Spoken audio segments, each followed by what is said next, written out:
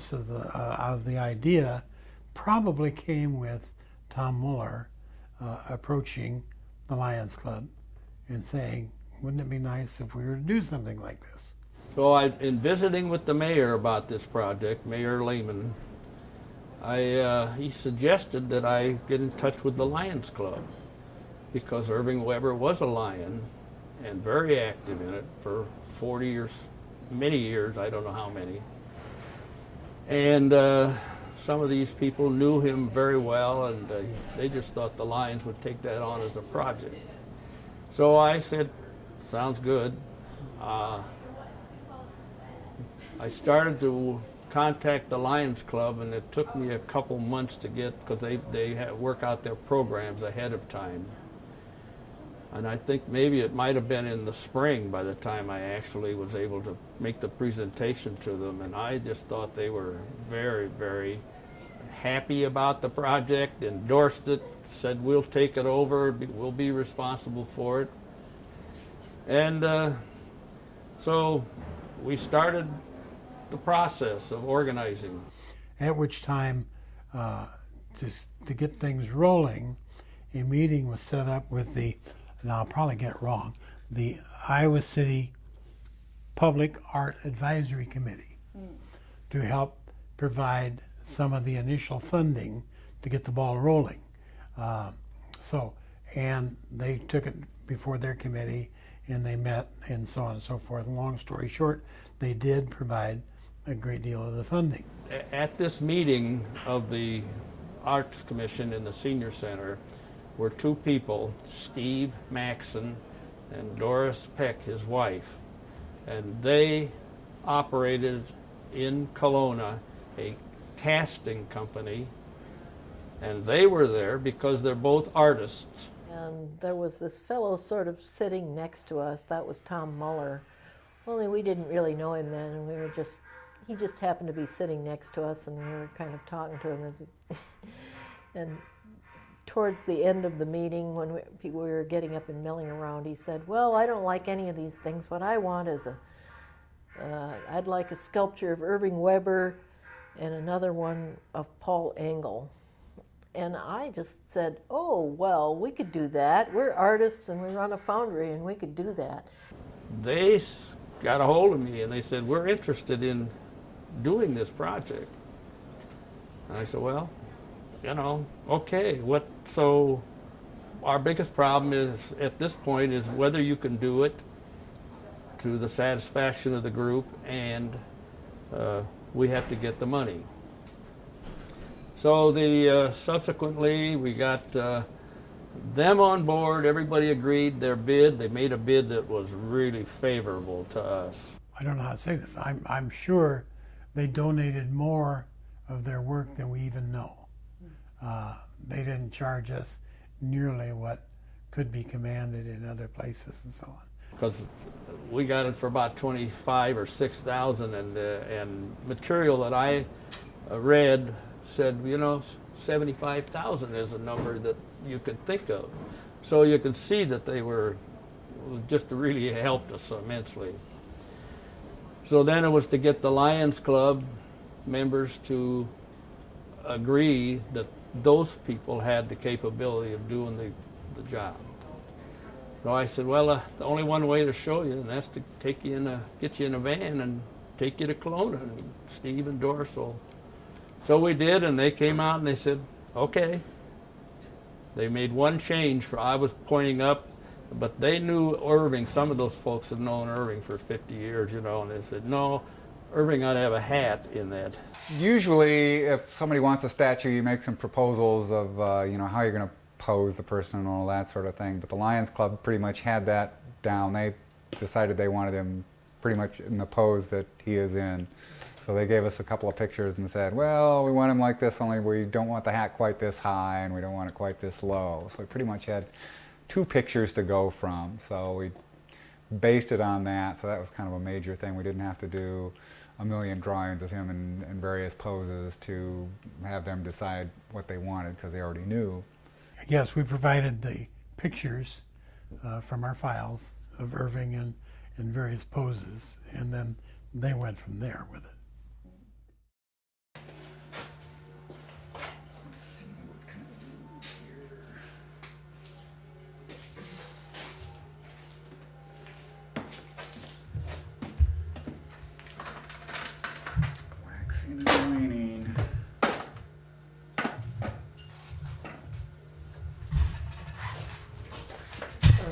be curious if I'm using this one.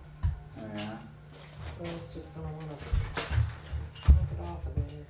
Let's just move it over a little bit. The first positive is the clay original that you make, and then from that you make a rubber mold, and then from the rubber mold you go to wax, and then once you get your wax all finished, and what you have to do on the wax is put on a gating system that will allow the metal to be poured in to the mold. The clay version was finished, and then we built up, painted on rubber over the whole thing and shimmed it and then covered it with plaster, and that was made in sections.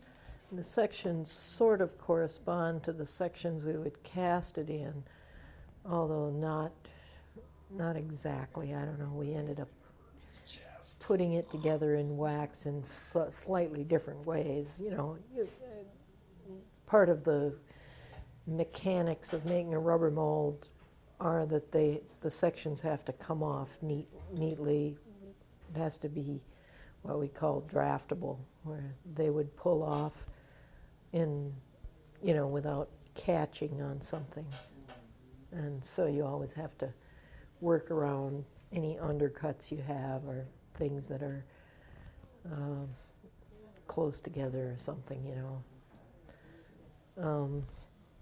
So there's that part of the process. And then casting the wax, casting waxes on that scale is quite challenging.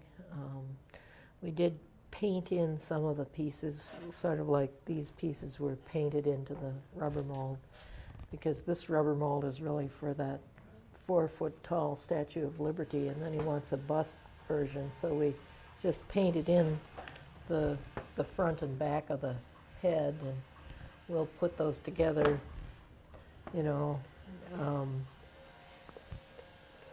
and then we'll cut down this part to make it into kind of a neat bust. And we always assemble them in wax before we cut them up, I guess. We put them together and cut them up, and then we have to put them together again once they're in bronze. That's it's really kind of tricky. 8 to 12 coats on these things. The bigger parts got 8 coats or 12 coats of slurry and stucco on them. Like the chest and the waist got 12 coats on them. And I think the arms and the head and all that got something like 10 coats on them. And if we're making really small things, or if we're using aluminum or something like that, then we would go down as low as 6 coats on them, because they just don't have as much pressure. We also have to reinforce those molds with fiberglass. We put fiberglass on around the edges of the molds, and also on any sharp things like creases in the trousers, or the edges of the coat, or where the head was cut off, we put fiberglass around those places there too.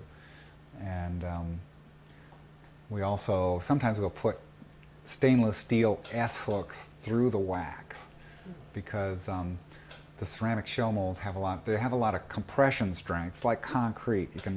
Concrete's got a lot of compression strength. It's hard to crush, but it doesn't have much in the way of tensile strength. You can break concrete pretty easily, and this stuff's the same way.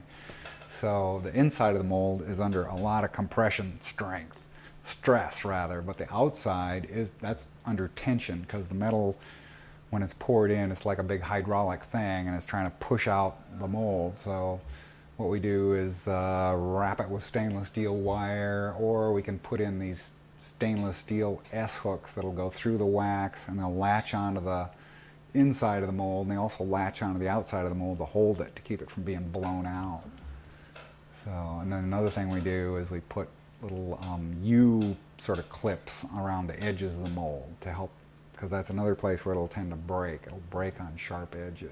So we put fiberglass on those, and then these they don't have to be stainless, but just steel U-bolts like around the edges to help hold those things so they won't burst.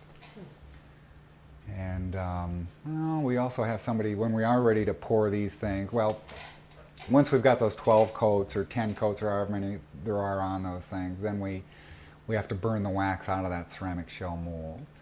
And it takes quite a while to make these things. You can't do all the dips at once. You have to wait for each one to dry.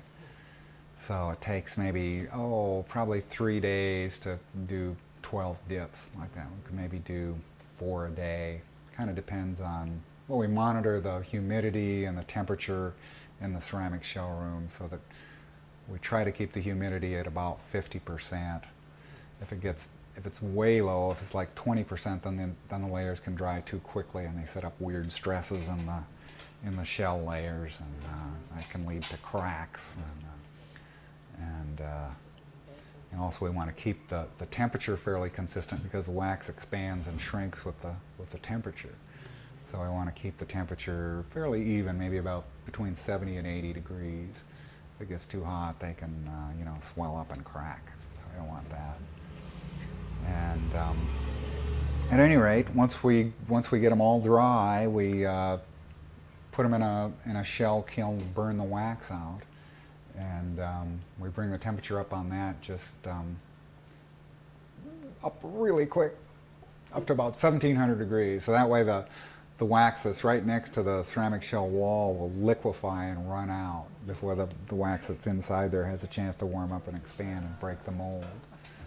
So we save about 85% of the wax from those things. About 15% of it burns up. And then we generally have to reconstitute the wax after that with some sort of, some sort of pastilles that we add to the wax because it gets kind of soft from going through that process. To do the waxes in the rubber mold, it was like in February and it was pretty darn cold, so we're having some difficulty doing that. I think one thing we did wrong on that was to paint the wax into the mold before we assembled it. I think we should have just assembled the darn thing, poured the wax in, sloshed it around, and done it that way, because the wax started to cool and peel away from the mold, so it would kind of peel away on the edges, and then we would, when we went to pour the thing, we'd have to kind of try to push the wax back to where it belonged, and so that just made for a lot of extra work, and I think we would have been better off, far, far better off, if we would have just assembled the rubber mold and poured it and done it that way. I guess we had pretty good luck casting. We didn't have any runouts or anything. Some of the pieces had some little bitty fins on the casting that looked like they were just about to give way, like there had been some cracks and it was just starting to give, and the metal was just running through into these little cracks, but it stopped, so it didn't run out. And we just did a piece right after this, Mr. Hy-Vee, where we had four of the major parts of it ran out, and that just made for a lot of trouble. So, but we did pretty much exactly the same thing on that one that we did on Irving, but I guess I don't know, the karma must have run out or something. But anyway, once we get all the pieces cast, then we have to break off the ceramic shell mold. It's just a one-shot mold, and the ceramic shell is, well, it's really not much. On the smaller pieces, it's not much thicker than a teacup, really, for some of the smaller parts. The body parts and like the chest and the hips, I think the ceramic shell is maybe 3/8 to a half an inch thick. But on smaller sections, it can be down to a 1/4 inch thick.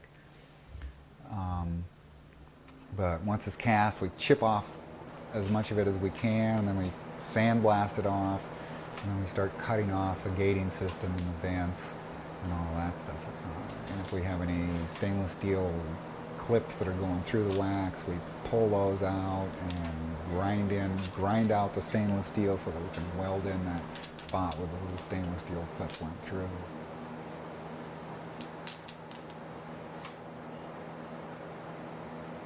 So basically we cut off that gating system, the vents and all of that, and we look them over for any flaws. If there's spots that need to be welded in, we weld those up. Basically we try to finish each piece before we start welding the pieces together. We get each piece along just as far as we possibly can before we weld it together. And then the way we did this piece was we just started from the base. This one was fairly easy because it had a base that everything fit onto. So we just pile things up and start welding them together once they were all finished. And it's a lot easier. For instance, on the legs, you know, you can finish those legs all around pretty easily without having to do it. You know, if we'd gone ahead and just welded everything together right as soon as it was cast, then it'd be a lot more difficult to finish off the insides of the legs and get in there and do all of that. It's much easier to do it when they're sort of in bite-sized pieces, where they're sort of big enough that you can handle the whole thing and turn it around and work on it, and then get it as far as you possibly can, and then weld it together. You still have to go back and finish off those welds, so you have to sort of crawl around the thing and do that. There's quite enough of that already, so you try to take care of as much of it as you can early on.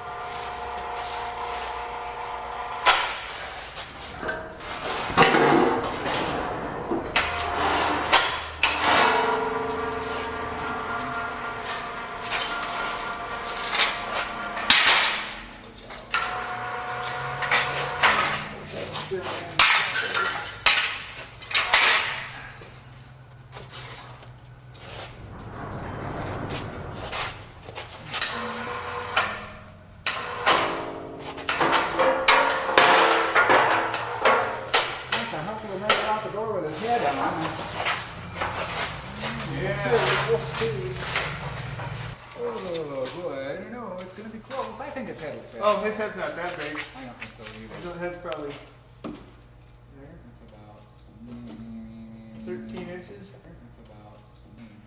And then the gravel comes down over here. So.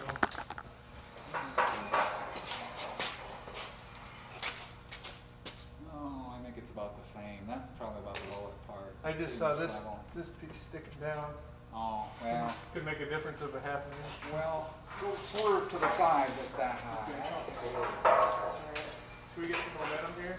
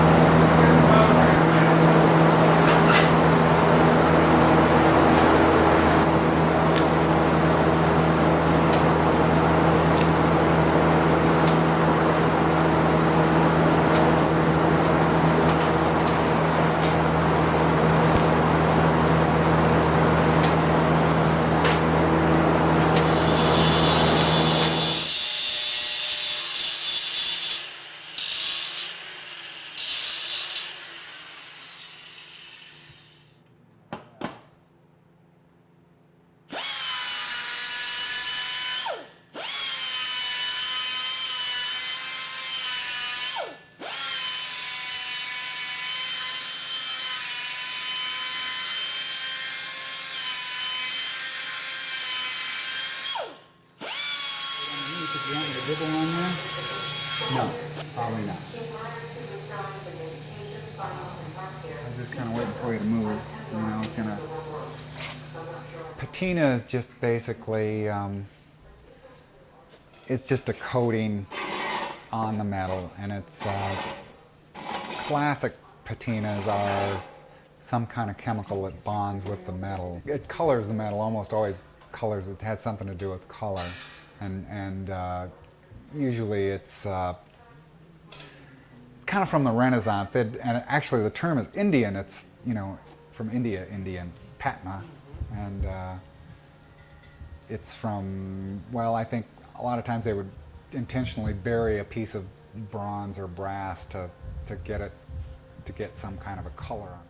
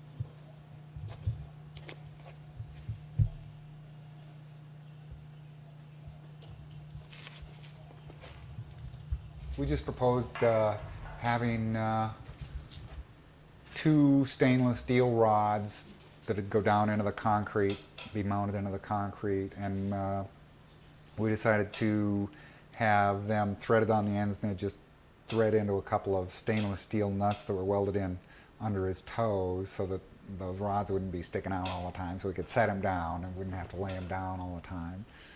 So what we did with them, we provided the city with a little, with just a template of what the base was like and where those nuts were, and told them what size they were.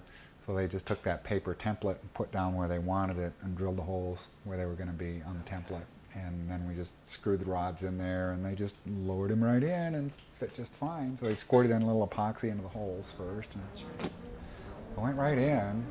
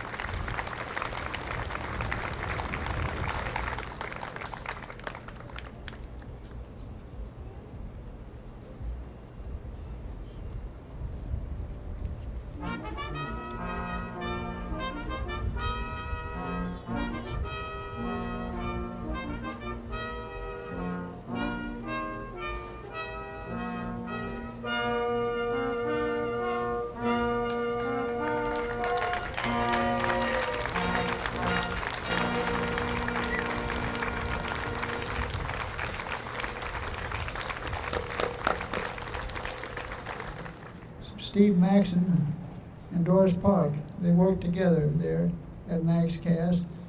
And instead of just taking a picture and starting right out from that, why they went and got videos checked out of the library to see how my father looked and how he looked when he moved about. And also they got copies of his books, so they read about him, so they had a much better feel for what he was like. And they said it helped him quite a little bit. I won't go into much detail because they can answer these questions for you, but I was curious about how they proceeded. And they said that an armature frame had to be constructed first, and that it consisted of plywood, styrofoam over that, and clay on top of that. And then the metal on it was silicone, manganese, bronze. I won't say much about that other than 95% of the covering is bronze, 1% is magnesium, and 4% is silicone. I'm just so proud that my father received this fine recognition in light of his many contributions to the community. And I know, and many of you do too, that know Dad, or knew him, that he would have said it should have gone to somebody else. And that is sincere when he say that. I know he's an athletic Hall of Fame at the university here, highly deserving of being there. If he got wind of the fact that the fellows were trying to promote him for acceptance into the Hall of Fame, and he said somebody else should do it, he went to the coach and told him he thought somebody else should have it. But he got it, he's very deserving of it, but that's just the type of person he is, and very sincere when he would say that. Well, I'm going to finish up by saying something that my father repeated oftentimes, and I'll say it myself. Never forget your friends. Well, you certainly didn't forget him. Thank you again ever so much.